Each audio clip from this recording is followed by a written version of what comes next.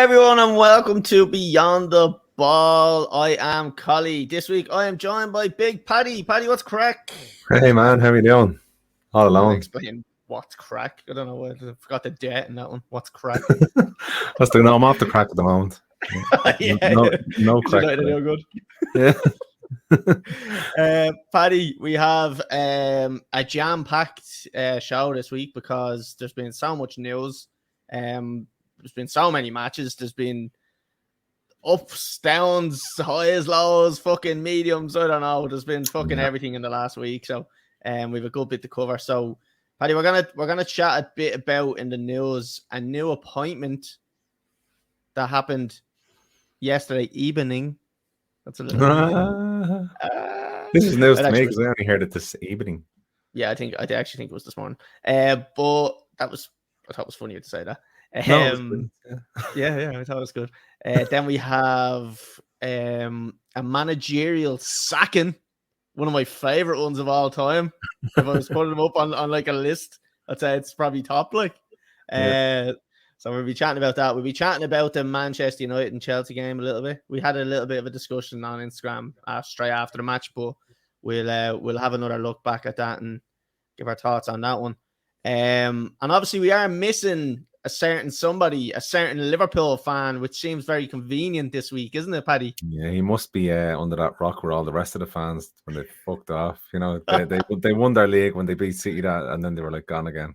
With the asterisks, I actually watched the game. I suppose we'll talk about it later. We'll jump into it in a few minutes. But we are going to actually just jump straight into it now, Paddy. We're going to surprise them. We will be updating people with the fantasy football league and stuff like that as well. I've had a very good week this week. I'm not going to lie. So we're going to have a quick look at that. But Paddy, we're going to jump into the very first thing that we always do, and it is the football review.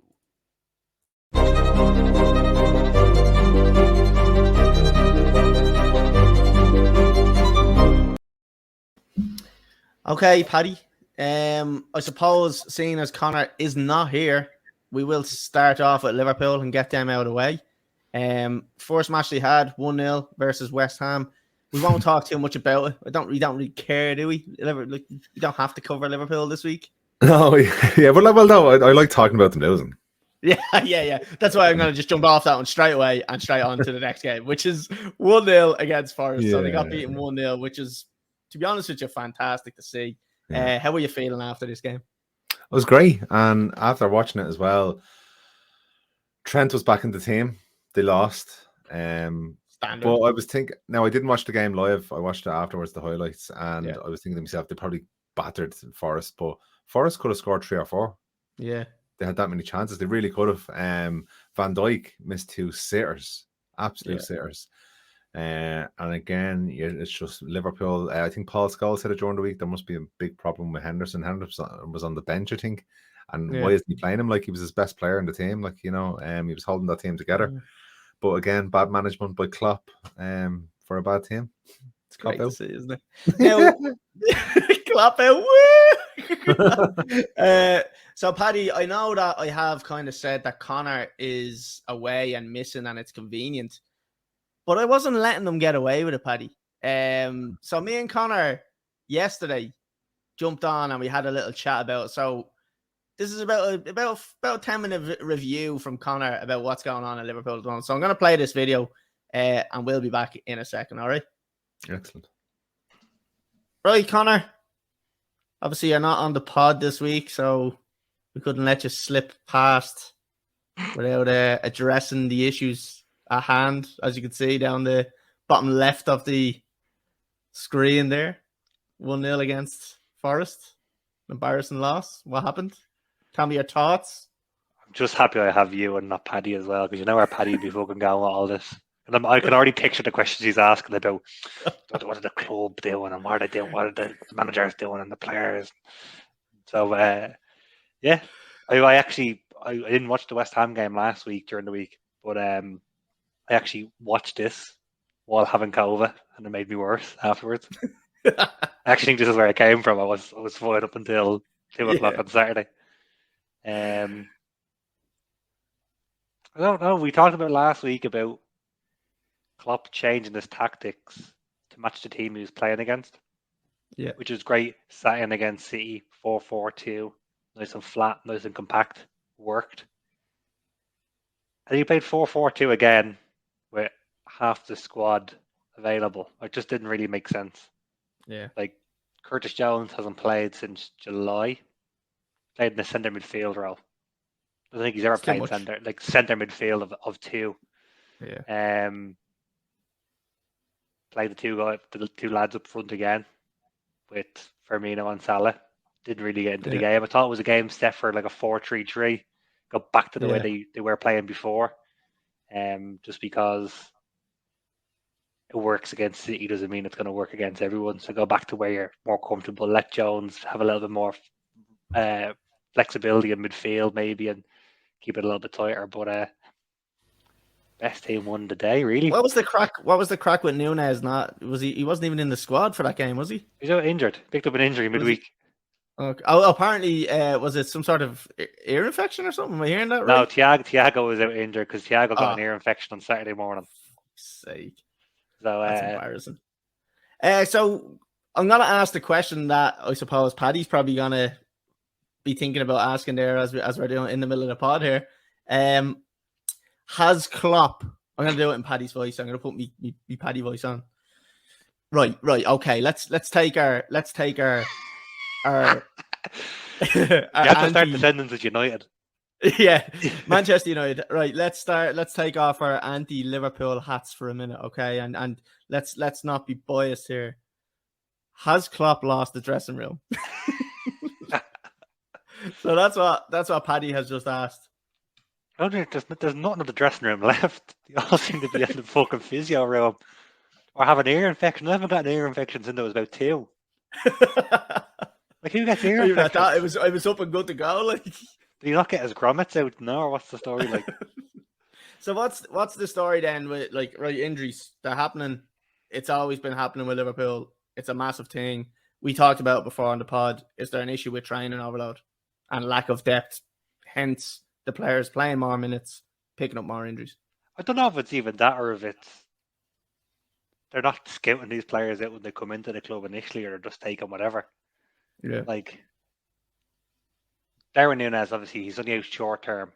Fine. He did come in with a history of injuries.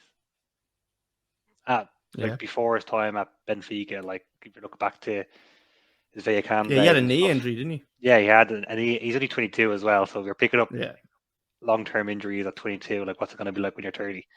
Thiago, we all knew had injuries and was prone to injuries, but that was fine. You get him in on a free; he's there when he's available. But now he became too important. I don't think anyone thought he was going to be as important. He is the main midfielder. Yeah. I reckon they're not being stopped initially, as opposed to the actual training regime that's making these players get injured. Like there we had Oxlade-Chamberlain came on, and I wish he was still out injured. Just so he wouldn't be an option. But yeah, they brought him on and he had one shot and it was dreadful. I think that's the only time he touched the ball. You're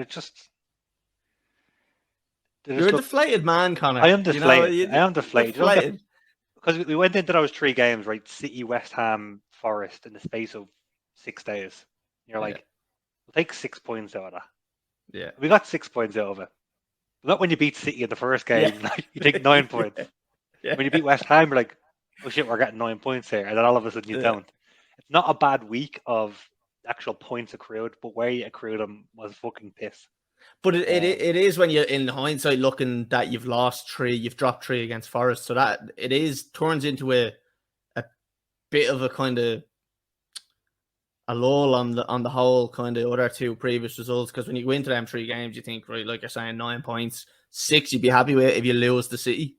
But when you have 6 going into that last game, you do expect to beat Forest, who are sitting at the bottom of the table and really struggling. I have to ask you about Klopp. Is there pressure on him? Are you getting annoyed with him? And do you think Liverpool fans are slightly getting frustrated, but probably just don't want to admit it because of what he's done for them? I think people are frustrated, not necessarily directly at him, we're going back to this thing of we don't know how much control he has over what goes on. He's he's quiet about it. He's definitely not probably as vocal about it as like Tuchel probably was, and that's the reason why he got fucked out. But at the end of the day, you don't say shit about your employers. Like you don't go out and fucking slate all the lads you work for. Yeah. Except for Ryan. Yeah, but do you work for him? No, I don't work for him. Oh, he works for me. So I can see that side of it. You want to stay in your job, fine.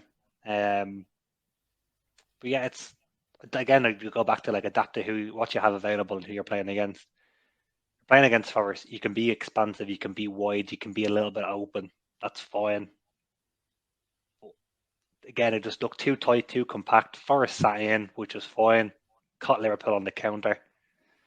Joe Gomez, who we sang praise about last week, had an absolute disaster, and that's just who he is as a player. I think he's up and down more than horse knickers. It's like there's no consistency in him, but you know that you're not going to get consistency out of him. Allison, the best player on the pitch. Also like a horse knickers. Allison, the best player on the pitch for Liverpool again, which is not what you want when you're playing Forest. You shouldn't be your goalkeeper. Yeah.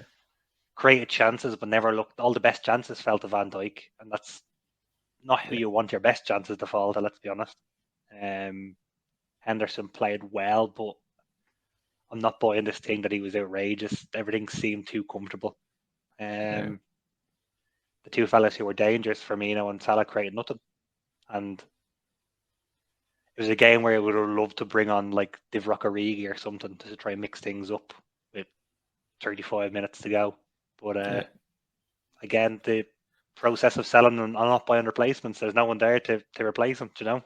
Yeah, exactly. So you're not Klopp out. We're gonna wrap this up because we're gonna move on to talking about United, which Paddy is obviously sweating to talk about. So I can see him there now. Yeah, you see him there, it's sweating.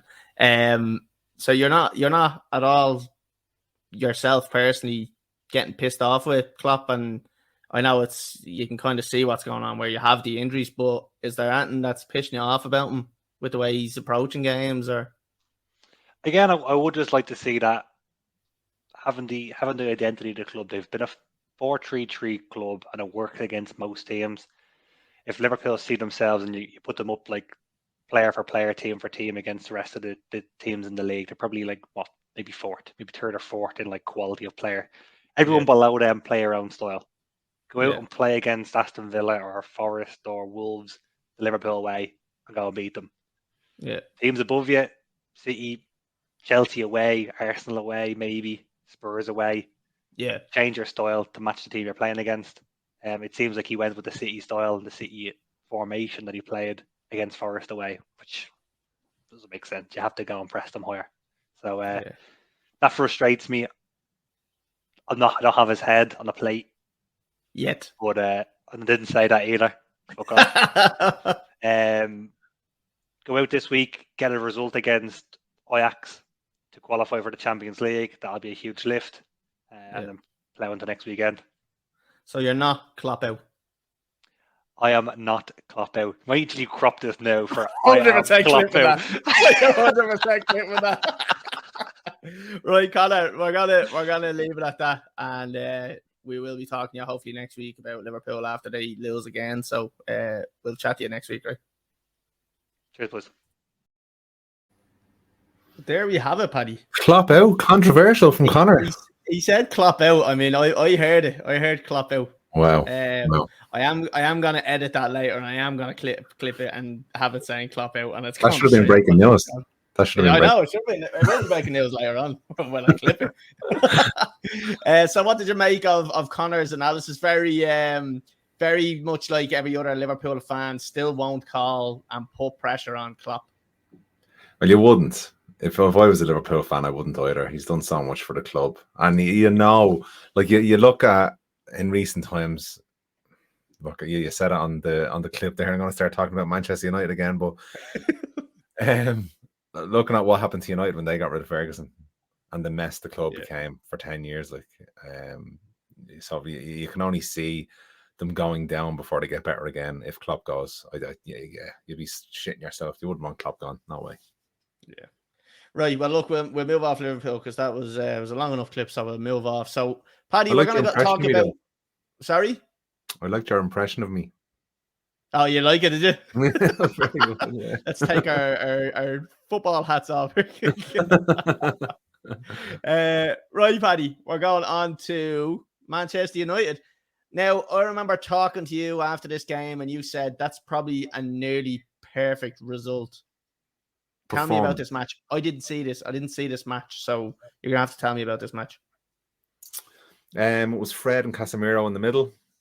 It dominated the first half, couldn't score, but absolutely dominated. But you're thinking, like, again, this is just a running team now where we haven't got a lot of firepower up front. Second half came along. Fred got a deflected goal, so it was lucky to go in. And I think very lucky to go in, because I think once you get one goal, then it brings the team out, and then you have more space then to score goals and the likes. But when it's at 0-0, I think United are in a dangerous position, because you've seen it against Chelsea as well. They find it very, very hard to score. And it was only when Chelsea scored then they came out. But in terms of this game here, from the first minute to the 90th minute, the whole team worked in unison. The only kind of black marks were, I think I said on the Instagram Live, was Sancho's performance. He's still not hitting the heights that he did at Dortmund, nowhere near. He's very, very off the pace. And then Rashford's finishing again. I said it on the Instagram Live, and then Thierry Henry must have heard me and took what I said and about Rashford placing the ball. Every time he's through one-on-one, he tries to blast it at the keeper. Just place it to the left or the right. It's like, you know, but yeah, great result. And Ten Hag is showing that he's capable. I'm not going to get carried away, but he's capable.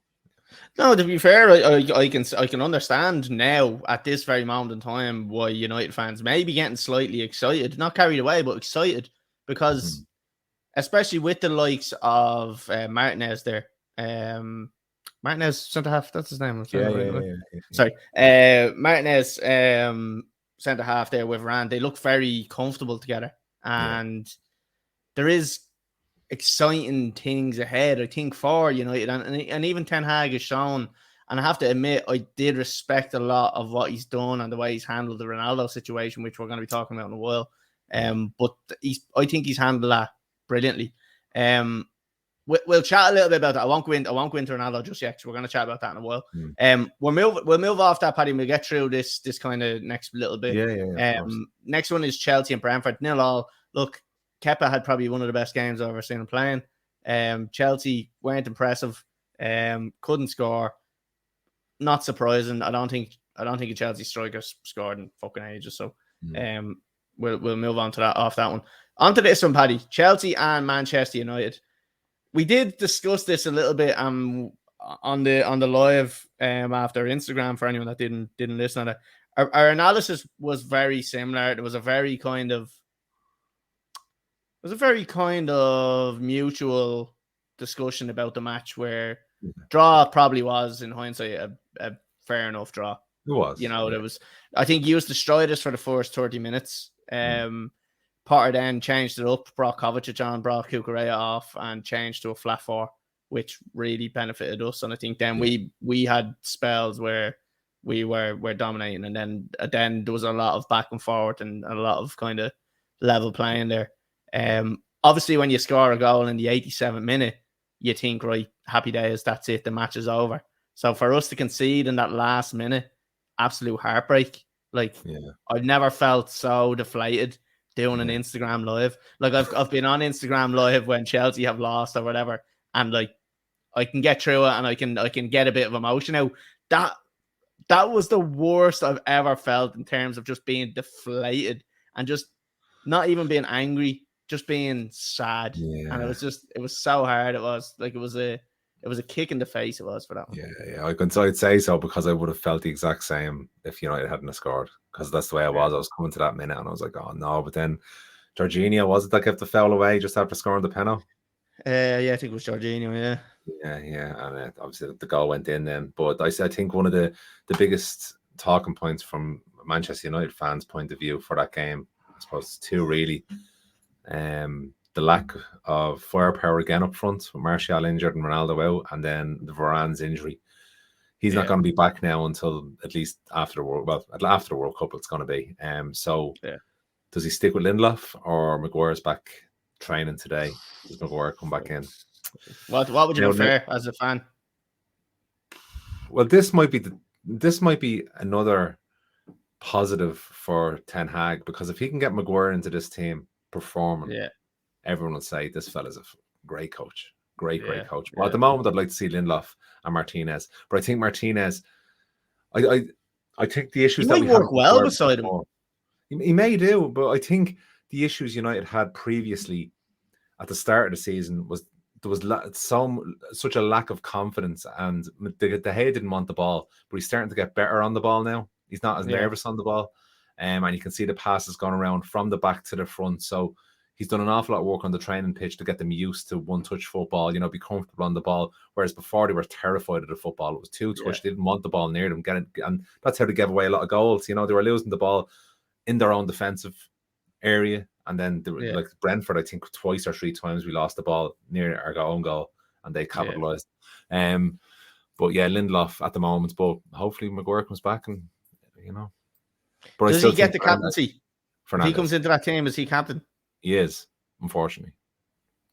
Has to be. I don't know. Like that's you're kind of ruining a winning formula. I know you have to. You're kind of going to be forced now at this stage to make a sub. But he's playing so well, and he's like Fernandes looks a different player now, like in terms of what we were looking at last season, with that armband and with that bit of confidence that he has now.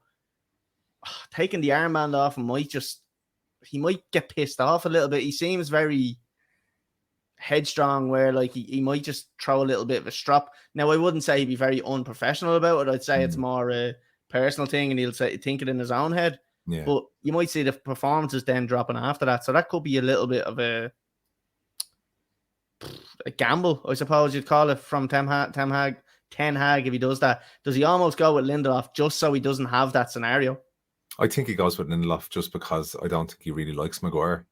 You've seen after the first two games of the season, the biggest moves he made was drop Maguire and Ronaldo, and it worked. We won the 4 games on the bounce. We started playing good football, getting a bit of confidence into the team. And he got injured when he was away with England, then Maguire did, and that was probably a saving grace for Manchester United, because Ten Hag didn't have the headache then of, he keeps dropping him, getting asked about him and Ronaldo. Yeah. So at least he's coming back now, and nobody would blame Ten Hag if he doesn't put Maguire back into the team. Yeah, I don't think he deserves a place in the team, to be honest with you, after the performances. Purely performance based, that's my opinion. He just doesn't deserve it. I know he's English and he's captain and all, but that doesn't merit anything. It's a result-based game. It's the same with the managers. Why should the players be any different? If the managers aren't getting the results, they get dropped, they get sacked. If your players aren't playing well, dropped. It's the same. It has to be the same. Yeah. Talking about the 1-1, sorry, Collie. Talking about the 1-1, and it was 0-0 up until the last 4 minutes of the game, 4 minutes of the game. But it was a very entertaining game. But even though the keepers hadn't got a lot to do on either end, and the two teams have similar issues. What do you see changing at Chelsea now, coming up to the January transfer window? Now, having said that, this obviously is Tuesday evening. Chelsea had an early game against Salzburg there tonight, but he played Aubameyang and Havertz kind of up high there today. He had Sterling and he had Conor Gallagher. Looked like Conor Gallagher was out wide and Pulisic was playing. Chelsea actually looked very good in terms of the little spells around the box, which is what they weren't doing for the few previous weeks. Now, I don't think it's anything to do with personnel. I don't know whether he's changed something tactically there, and he's maybe put Aubameyang up beside Havertz, so he's got a little bit more support. But Havertz looked great. And if we could do that week in, week out, I'd be happy, because Aubameyang, I feel, will score when he gets chances. Now, tonight, he was shocking, and he didn't. He had loads of chances, and he didn't score. Confidence thing, it is a confidence thing, I think. I just think he needs more chances. What he's doing is he's having to work really hard to get a chance. And when he doesn't score, it's a little bit deflating. Whereas, look at the likes of Haaland, he's nearly not even moving, and the ball's just coming to him, and he's scoring. And the confidence is just sky high. And then when he's going and working hard for the the chances he's scoring them, which is just elevate your confidence to the next level. Like, so I think a massive lack of confidence in Chelsea going forward. That final pass, like we were talking about a bit on the aftermath of the game, it's that little final killer pass that Chelsea don't have. Mount will try it. He doesn't get it right a lot. Kovacic will try it. He overhits a lot of them passes. And Jorginho will try it, but he's doing it from a deeper role. So I just think Chelsea are missing a De Bruyne or a David Silva or a Bernardo Silva, someone like that will drift around that little 10 and do them little killer passes in between the lines. Yeah. Do you think that'll be their main priority? Well, it won't be January, really. You're not going to pick up a player of that quality in January, really. To be honest with you, I wouldn't be surprised. Todd Bowley seems to be putting his name on a lot of players early doors. Like they're talking about signing Nkunku, who's Leipzig's striker. Nkunku. Nkunku, who's playing for Leipzig, and he looks really good. If Chelsea can get him, he might suit Potter's system. But that remains to be seen. We don't know whether it's going to be possible in January. There is talk of Neymar coming. I don't know how true that is. There is talk of a fallout. Yeah, brilliant. There's a talk of a fallout between him and Mbappe and stuff like that over in PSG. So chances are we could get them. Wow. I think Todd Bowley wants to make a big marquee signing. And like we said, he tried to do it with Ronaldo and Potter was Tuchel was completely against it. Turned out to be Tuchel's downfall. But I do think that Todd Bowley wants to be the guy that makes that massive signing that everybody goes, Jesus, Chelsea mean business now. Yeah. So I wouldn't be surprised if we get someone big in January. If not, it will definitely prove, really, doesn't he? Considering he was the owner beforehand and the way he used to throw around the cash, like he does, have something to live up to. He has something to prove, and another reason he does have stuff to prove is because he's promised a lot, and he's promised a lot to the fans. Where he's promised to invest $1 billion into the club. Now, a lot of that wasn't he wasn't talking about more transfers. He was talking about around the area, in the training facilities, in the stadium, stuff like that. Obviously, we haven't seen that yet because we're mid-season. We're probably not going to see that till maybe the end of the season or whatever. But he is talking about signing a lot of players, and that's another thing that kind of excites Chelsea. But Chelsea fans won't accept if he doesn't sign the players now, because we've had it so long with Abramovich where he's just thrown 80 million, thrown 100 million at him. And if Todd Bowley doesn't do it, Chelsea fans will be on him, especially if we're not performing well. So Chelsea fans won't give him an inch. So that's where we're at, I think. What do you think in terms of United signings? Do you think it is a striker that you need now?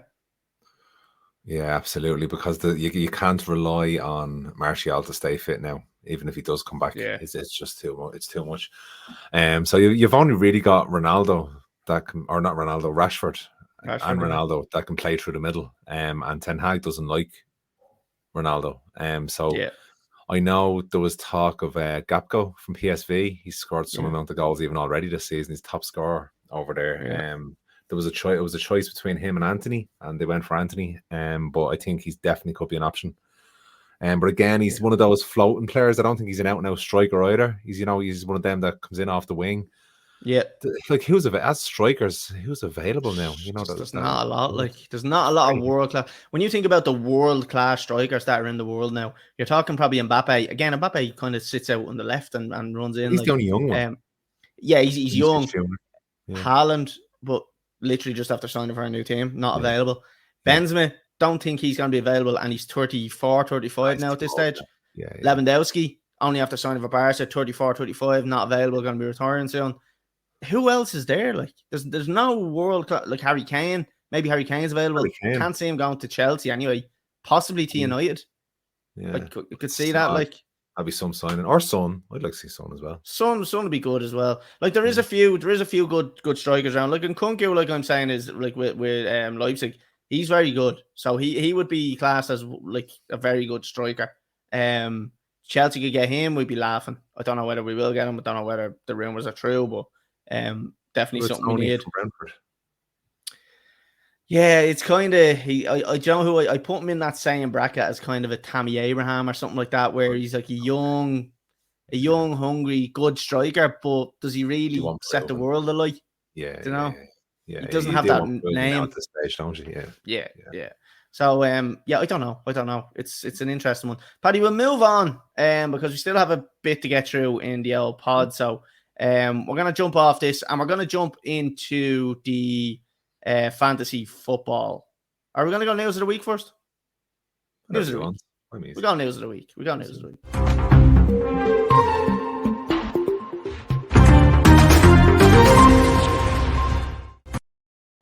Okay, Paddy. So, I suppose we'll start off with the most recent thing that has just come out, and that is, I think, today's news.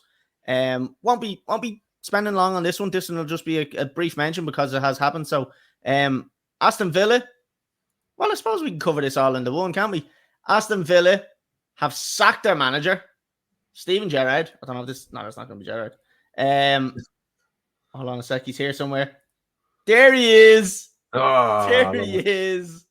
Steven Gerrard has been sacked. Paddy, I was saying it earlier. I said there's not many managers I like seeing getting sacked, but this one, I just got a lot of satisfaction out of it. And mainly because everybody was abusing Frank Lampard, going, he's going to be the first manager sacked. He's shy. He's going to be sacked first. And Gerrard gets sacked first. So it's a little bit of fucking rubbing salt into all the Liverpool fans' wounds because this one I don't think they'll like either. So I'm delighted. Paddy, was this the correct decision? Absolutely. His record at Aston Villa since he joined, 38 matches, 12 wins, 8 draws, 18 losses. Yeah. Worst record than Gary Neville had when he got slated. Goals for 45, goals against 50. He was pig ignorance in some of his interviews, which I despised. There's no excuse for it. He just wanted to make them feel stupid when they were just doing their job. The worst thing about it is as well, it's not like Villa have a really bad team. They have a lot of good players in there. Like they've Coutinho, Ollie Watkins, they've got Bailey. They've got loads of them. So they have plenty there to challenge. Not for fucking where they are, but top half of the table. You would think. Sorry, Collie, but he really slipped up. Slippy G. You love to see it. Another slip up from Gerrard. It's fucking great. It's like music to me ears. It is. So obviously Gerrard being sacked, it was so satisfying to hear it, to see it break, and it was the stuff of dreams. I got so excited that I misspelled everything in the post that I put up on Instagram. I was just so excited. I didn't even spell check it. I just put it up and then that was it. And then I got a text message about 2 hours later from you saying, are you even speaking English? Actually, I sorry, off subject, but I definitely think we have to call out that you called your new manager by the wrong name for a couple of weeks while he was there for the first couple of weeks. No, everyone checked back on the post and stuff. He was calling Graham Potter Chris Potter for the first couple of weeks. Typical plastic Chelsea fans. No, there was a few posts. It wasn't weeks. No, come on. It was a slip up. Never live it down. You'll never live it down. And even we were, I think we were, you'll see it later on. We're talking, Conor does his predictions as well later on. He mentions it as well. So this is definitely one that I don't think is going to be fucking let go very easily. But Paddy, Steven Gerrard sacking, on a scale of 1 to 10, what's your happiness about that one? Jeez, I'd give it a good 7 or 8. I'd give it a good 7 or 8. Yeah. 7 or 8. I would go an 8 point. Oh no, sorry, a 9.7. There's not many things that'll get me more happy than that. Yeah, there's not many things that would get me more happy than that. No, it was nearly like the fucking fashion show again. Giving scores. But Paddy, one thing that does make me just as happy is seeing this guy coming back. Good evening. What a signing. Unai Emery. Now, can I just say, it's a brilliant signing for Aston Villa. Is it a step down for him coming from Villarreal? Now, I think Villarreal are in probably the worst league position they've been in ages. But is this a step down for him, considering no European football? That's pretty much it. He's losing out in European football. Or what do you think? How do you see this challenge for him? Like, I don't think he would have had a lot of resources at Villarreal. Yeah. And I think he would like the idea of he's seeing Gerrard getting backed. I'm sure the board have told him, you come in here, we're going to back you. You can buy our players, build your own squad. And I think he probably likes the idea of that. He has something to prove in England as well. You know, he did probably, people do say he probably got treated unfairly in his last job. You know, he was probably let go a little bit too early, considering what he's achieved, you know, with the teams he's been at. So yeah, I think it's a great signing for Villa. And I hope United haven't got them in the next couple of games when they get their new manager bounce. Yeah, I know. Yeah, that's the worst. That's always the worst thing, isn't it? I think Chelsea might have them soon. Anyway, yeah. So look, Paddy, we'll move on from that one. Just wanted to give an L mention to Unai Emery because we get some great crack out of him when he starts every interview with "Good evening." And Paddy, the last thing we're going to talk about in the news of the week is very related to yourself, as we can see here on the screen. Cristiano Ronaldo, your fanboy, your hero, your Mr. Manchester United, walking down the tunnel with his back to the game in the 87th, 88th minute, whilst 2 subs are still available to be made, and turning his back on the team and leaving the stadium early. How does that make you feel? Never mind if it was 2 subs available. He was asked to come on and he refused. Yeah. Worse than walking down the tunnel. He was asked to come on and he refused. Yeah, there's a timeline to this season. He refused to come to pre-season. Now he did obviously, you know, he went through like something really bad in his personal life, so you understand he took some time, family time. But we all read between the lines. During pre-season, he released a statement saying, "Oh, the press don't know what they're talking about. Give me 2 weeks and then you'll find out the truth." 2 weeks passed. He never got his move, and we never heard any truth. A couple of games into the season. Sorry? We're still waiting for that truth. We're still waiting, exactly. And it was all forgotten about. A couple of games in as well that he left early, but it wasn't just him. It was him and a couple of players. Ten Hag said only last week before the Chelsea game that was their warning. They got a warning at that stage. They done it again, and there's consequences now. And I don't care who you are. All these ex-United players who are pundits, and I said it on the Instagram live, hypocrisy. Yeah. They're all, you know, you have to treat him this way and that way and all. Bollocks to that. You treat him like any other employee. He's the boss. Ten Hag is the boss. And if you have somebody there that's not following your rules, the first time Ten Hag buckles for Ronaldo is when he loses the respect of that dressing room. Yeah. And right now, I'd say everybody in that dressing room respects him so much because Ronaldo is going on like a spoiled child. He didn't apologize, but that Instagram post he put up saying that sometimes, you know, we make mistakes, blah, blah, blah, is the closest thing you'll ever get to an apology, probably from Ronaldo. Yeah. Look, he done an awful lot for the club, but I do think, you know, he has to go in January. But it's not as easy as just saying, let him go in January. Who's going to pay him $500,000 a week? Like, you know, apparently there's been a string of Premier League clubs who have refused them. No, that's what I heard today. Apparently there's been a string of them that have refused them. I don't know how true that is.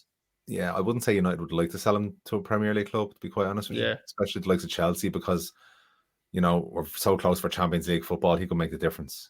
Yeah, you know, it has to be outside England, I would say. So, Paddy, you talked about the hypocrisy of all these ex players, ex United players.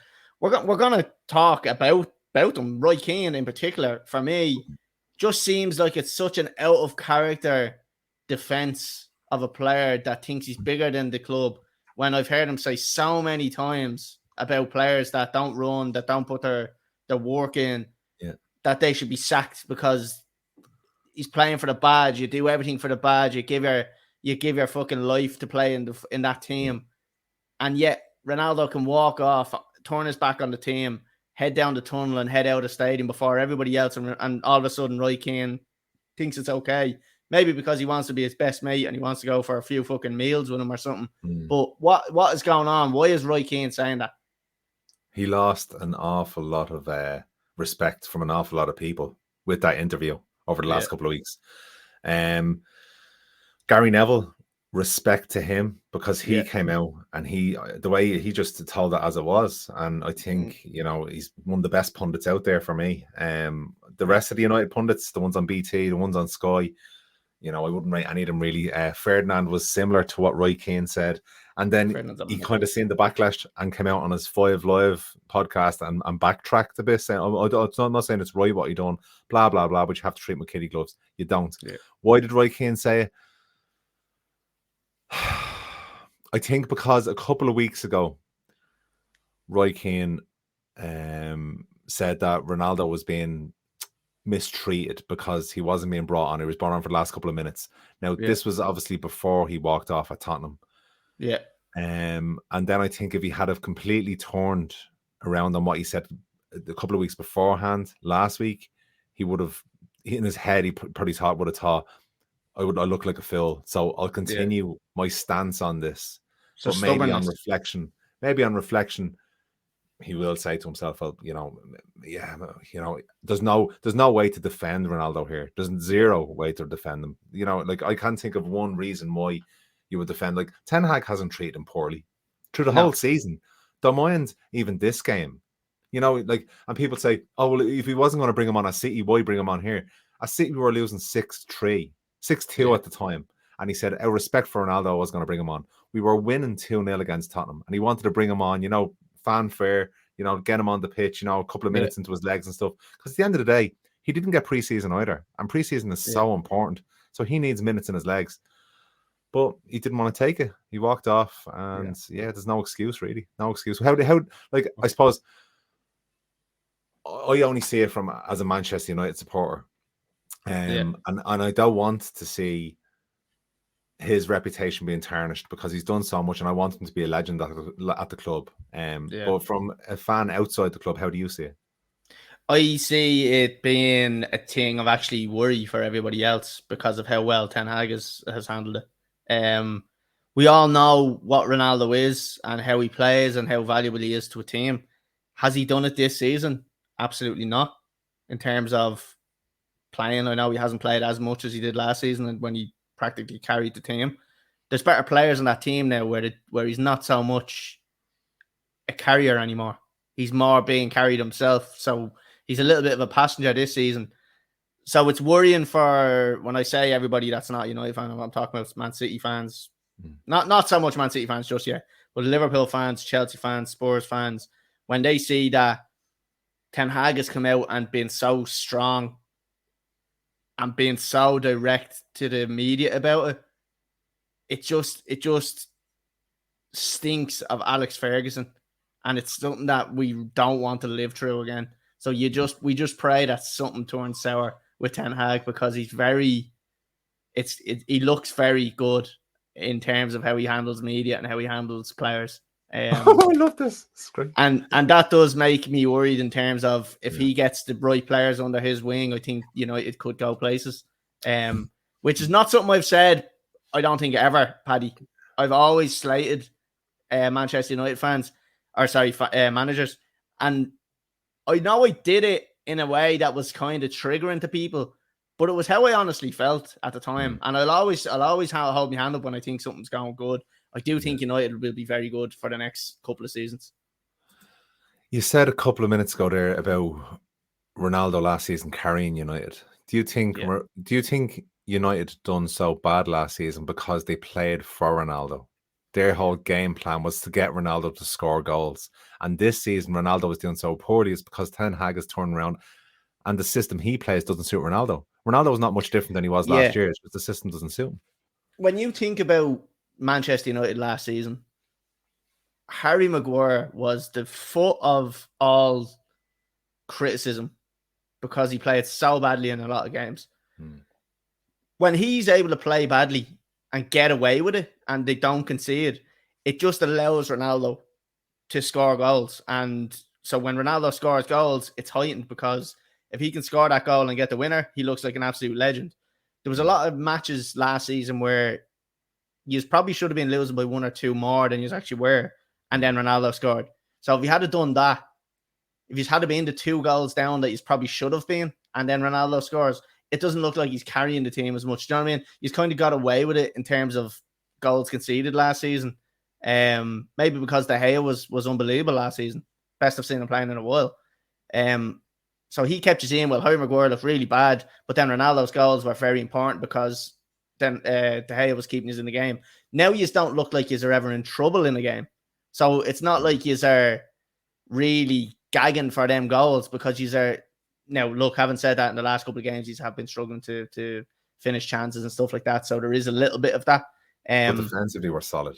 But defensively, you are solid, and you don't look under pressure, and you always look like you have control of the game now, which is something that you haven't had for a couple of seasons. So that's why that's the difference I think between Ronaldo this season and last season. That last season he was required more than he is this season, and he was a more valuable player than he was last season. Sorry, good point. This season and last season. Well, I suppose, what's your thoughts on, I suppose, Roy Keane's comments? But then overall, just sitting here thinking about it now, what's your thoughts on all these pundits, the ex-footballers as pundits? You've only got a handful that are actually any use. There's very, very few that are any use. I think Gary Neville, like you said, very. Now, having said that, I have listened to a couple of podcasts and stuff like that, and I don't agree with Gary Neville on some stuff that he says. He's a realist where he knows the situation. He knows what's going on here. He knows that Ronaldo's out of order. He knows he should be called up and pulled up and disciplined for it. So he said that. When I hear him talking about United, how the club is run, I don't like that type of thing. Because he's like, someone will say to him, well, why is this happening in Manchester United? He's like, it's because blah, blah, blah. It's because blah, blah, blah. It's because of blah, blah, blah. And then he's just like, this can't happen in Manchester United. And then people are like, but why? And he's like, because it's Manchester United. And then you're just like, yeah, but that's not an actual valid reason. Do you know what I mean? Just because you're a team doesn't mean stuff can't happen. He's very tunnel vision when it comes to the running of the club and stuff like that. But when it comes to talking about Ronaldo and kind of player situations, he's very good. He calls a spade, which is good. I like that. But in terms of how it looks for Ronaldo, I'll just finish on this, Paddy. In terms of how it actually looks for Ronaldo, if I was to see Ronaldo finishing out the season for United, I'd be very surprised. I think, like we were saying, Gary Neville called it. He says he's not going to be the man week in, week out. And he's going to have to accept that. And it looks like he can't accept that because he's walking down the tunnel. So the best thing for him to do is go somewhere where you can play more minutes. And that's just the way it is. And if that doesn't happen, I think he might be in a bit more trouble than you need to be. Get rid of him in January. Give him his nice little move, his cushy number off the fucking LA Galaxy or something. And let him ride off into the sunset as a club legend rather than tarnishing the reputation he's already built. Nobody wants to remember this last half a season where he's completely doing out of character things. Let him ride off into the sunset and keep his legendary status at the club.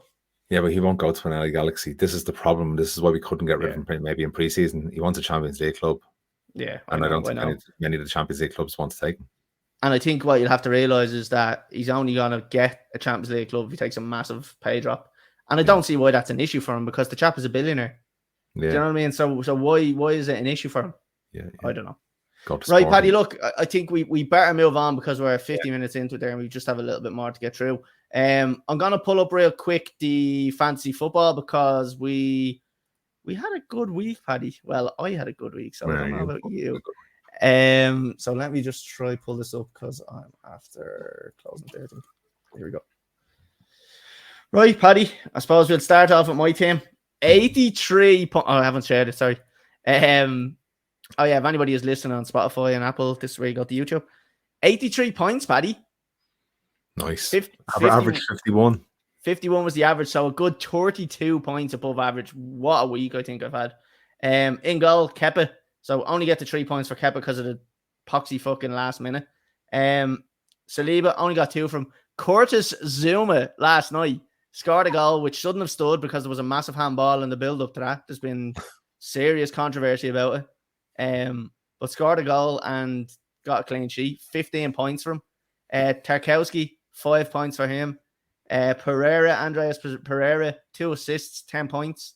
Zaha, 1 point. Kevin De Bruyne, 9 points. Martinelli, 2. Kane, 8. Jesus, 2. And Haaland as captain, 26 points. On the bench, I had Ward, who got 8 points in goal. Didn't really count anyway. Rashford, 3. Bourne, 2. And Dalot, 2.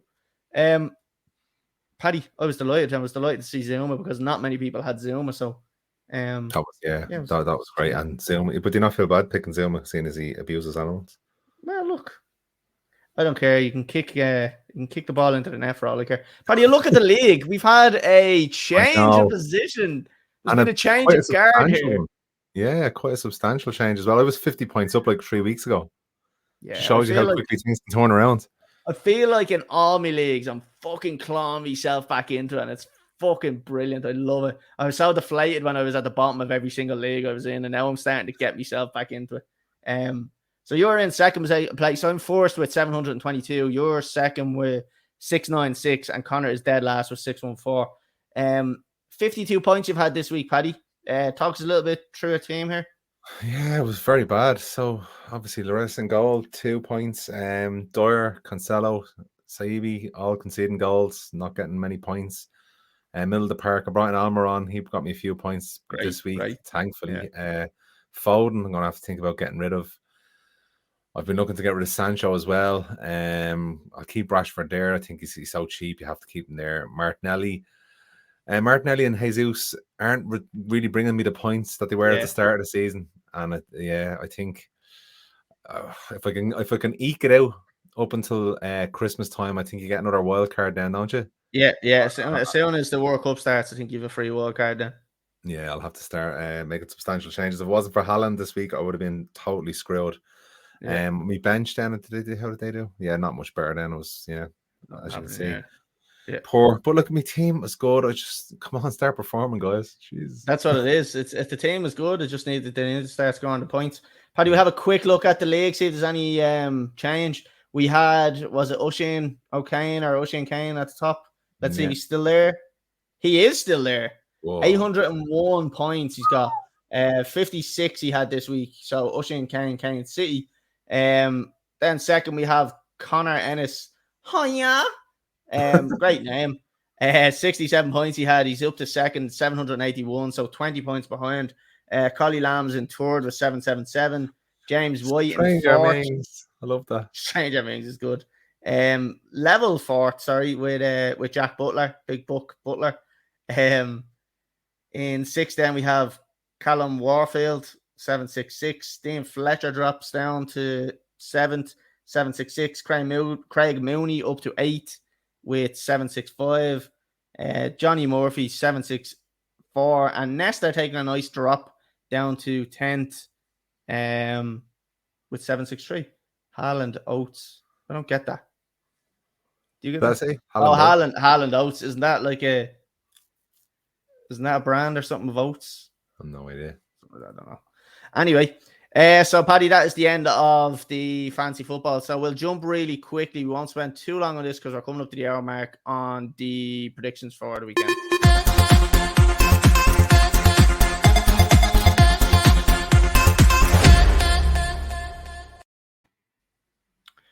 Right, Paddy, I suppose we have Connor's predictions here, so we'll get them out of the way. Will we first? Yeah, go for it, yeah. All right, so Connor has gone through all the games and he's given us the score predictions for this weekend. Right, Connor, we're going to get your score predictions for this weekend, so we'll run through them quick enough. Brighton versus Chelsea, talk to me. Brighton versus Chelsea, heading back to where Chris managed for all those years. Chris. Graham. Classic. Sorry about that. I can see him just trying to get the number done over his old club. He knows how they're going to play, knows the players who are there, definitely has an advantage. I'm going to say 2-0 Chelsea. And I'm going to back purely because I love the way he looked in his jocks the other night. I'm going to back Kovacic. That was a thing of beauty. I just came out of nowhere. I was just watching it and it was like player, manager, fell out in his jocks. And the music was like, is that a streak? And I was like, nah, he plays in midfield. He's just fucking someone asked for his jersey, then fucking someone asked for his shorts. So he's just like, yeah, fuck it, why not? He just took his shorts off. I was like, you look at the I don't know if you've seen the video of the steward in the crowd reacting to it.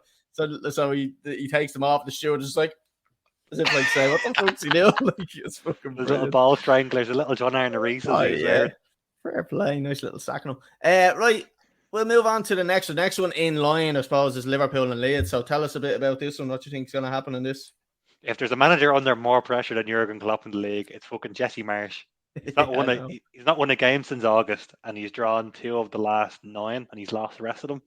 I hate him in an interview purely because he was the way he sounds. Let's be honest.